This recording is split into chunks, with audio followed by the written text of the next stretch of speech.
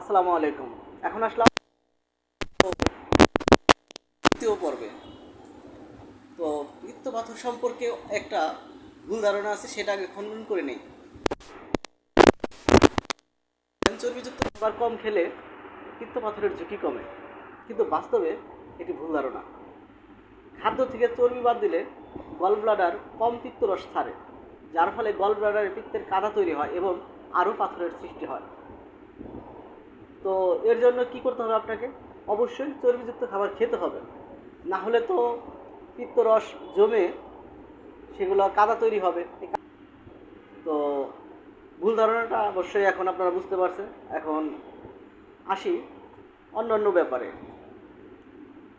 অনেক সময় gall bladder অপসারণ করা হয় বা অপারেশনের মাধ্যমে সরিয়ে ফেলা হয় পাথর হলে। এটা বর্তমানে একটা কমন চিকিৎসা হয়ে গেছে, অনেক উপায়েই গল ব্লাডার সরানো হচ্ছে, কিন্তু এতে মূল সমস্যার সমাধান হলো না।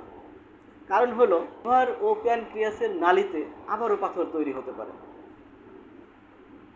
তো এই কারণে উচিত আমাদের প্রাকৃতিক উপায়ে চিকিৎসা করা, হোমিওপ্যাথিক পদ্ধতিতে চিকিৎসা করা। যদিও এটা সময় সাপেক্ষ একটা ব্যাপার, তারপরও হোমিওপ্যাথির উপরেই আস্থা রাখতে হবে।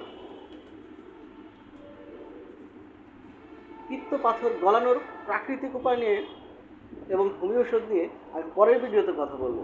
ততক্ষণ আপনারা আমার ভিডিওতে লাইক করেন, কমেন্ট করেন এবং শেয়ার করে দেন। পরের ভিডিও দেখতে চাইলে আমার পেজটিকে ফলো করে দিবেন। ধন্যবাদ সবাইকে।